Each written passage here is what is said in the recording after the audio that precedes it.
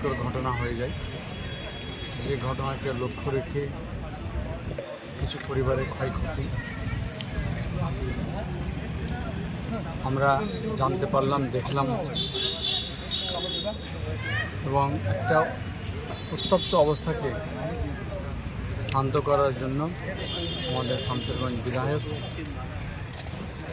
নিয়ে আর কি, সেই সঙ্গে সহযোগী হিসাবে সাগরদিঘি বিধায়ক বাইরন বিশ্বাস, ফারাক্কা বিধায়ক মনিরুল ইসলাম, আমাদের পৌরপিতা জামামুল, উপপৌরপিতা অমিত সাহা, সকলে একযোগে আর কি আমরা সেই অবস্থাটাকে কী করে আমরা শান্তি শৃঙ্খলাকে বজায় রাখতে পারা যায় এবং যে সমস্ত পরিবার ক্ষতিগ্রস্ত হয়েছে এবং দুজন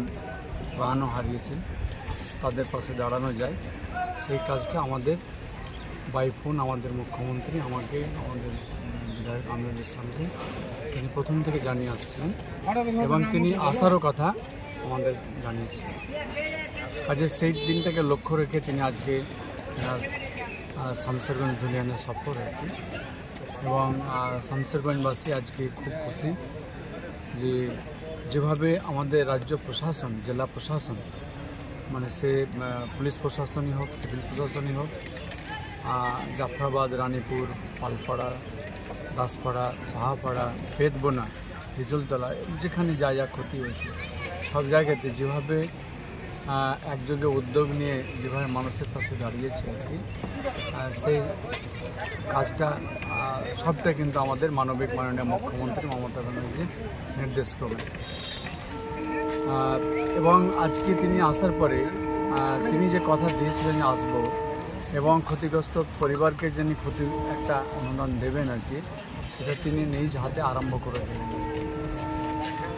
আজকে 286 পরিবারকে তিনি 1,20,000 টাকা করে চেক ইস্যু করেই গেলেন। সেই সঙ্গে যারা আরও কেউ কেউ দাবি জানালেন এবং তাদের নামও নথিভুক্ত করার নির্দেশ দিলেন। এবং আজকে শামসেরগঞ্জ থেকে ছুটিতে যে প্রশাসনিক সভা ছিল আর কি, আমাদেরও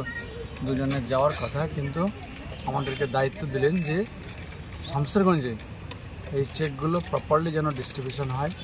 এবং যারা যারা মানে নাম নেই তাদের নাম নথিভুক্ত করার জন্য আমাদেরকে দায়িত্ব দিলেন যে তোমরা এখানে থাকো, থেকে তোমরা এই কাজটাকে কমপ্লিট করো আর কি। আমরা সেই জন্য এখন পর্যন্ত আমরা বসে রয়েছি আর কি, দিদির নির্দেশ মতো সেই কাজটাকে সম্পন্ন করা। শুধু তাই নয়, আমাদের যিনি মহকুমা শাসক তিনাকেও নির্দেশ দিলেন যে 1 মাস তিনি আমাদের এসডিপিও অফিসের পাশে বসে তিনি সেই সমস্ত ক্ষতিগ্রস্ত পরিবারের দিকে দেখার বিষয়টা সেই সঙ্গে আরও যুক্ত করেছেন ওই সমস্ত ক্ষতিগ্রস্ত পরিবারকে 10 কেজি করে চাল এবং 5 কেজি করে চিনি প্রতি মাসে ফ্রি, সম্পূর্ণ ফ্রি দেওয়ার জন্য তিনি বললেন। আর কী কী অসুবিধা সেগুলো জানার জন্য আমাদেরকেও নির্দেশ দিয়েছি, প্রশাসনকেও নির্দেশ দিয়েছি, আগামীতে যেন এরকম অপ্রীতিকর না হয় সেদিকে নজর রাখার জন্য আমাদের সকলকে সে দায়িত্ব দিয়েছি এবং আমরাও দিদিকে কথা দিয়েছি দিদি আমরা আগামীতে এই সমস্ত মানুষের পাশে ছিলাম, আগামীতেও থাকবো, আপনার শুধু আশীর্বাদ আমরা প্রার্থনা করছি। কাজে সমস্ত মানুষকে আপনাদের মাধ্যমে আমি অনুরোধ জানাচ্ছি যে আসুন আমরা ঐক্যবদ্ধভাবে যেমন ছিলাম আগামী দিনেও আমরা ঐক্যবদ্ধভাবে থাকবো। আমরা যেভাবে আমরা সম্প্রীতি ভ্রাতৃত্বকে বজায় রেখে চলছিলাম আমরা আগামী দিনেও সেই সম্প্রীতিকে বজায় রাখব এবং যেভাবে একে অপরের পরিপূরক আমরা ঈদের সময় উভয়ে বসে আমরা ঈদ পালন করি,